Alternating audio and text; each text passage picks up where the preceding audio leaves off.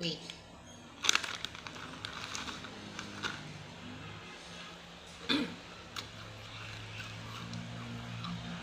Hoy, kuya!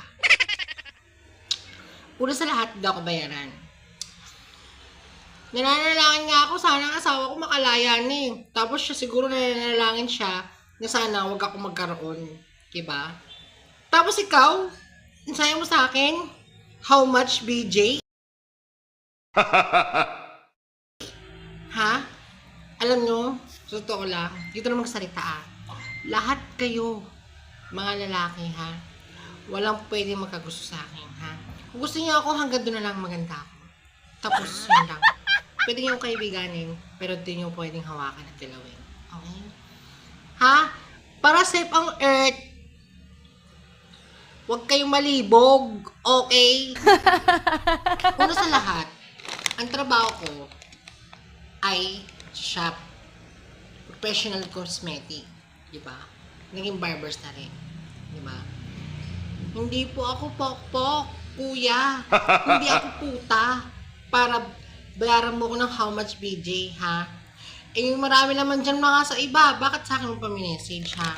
Maraming mas maganda pa sa akin dyan. Diba? Nakita mo naman siguro nakapublic ako. Kuya, kung ikaw kaya, how much buhay mo? Ha?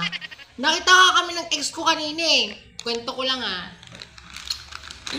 Nakita kami kanina ng ex ko, diba? Kinukwento ko about sa asawa ko, ganyan, diba? Ang sarap lang feeling ganun, no? Kaibigan mo yung ex mo. Hindi naman sa asin na boyfriend kasi ano yung ex lang na magbilang tulong lang din yung ganyan, etc. Aba! Big time si puta. Daming pera. Ngayon, kuya, mabalik tayo sa'yo. How much, BJ, ha? Alam mo, kung ipunin mo yung pera mo at libog mo, isalsal mo na lang yan. Mas mabuti pa. Safety pa yung earth. Ganun lang. Sige. Tanungin kita, how much yung black?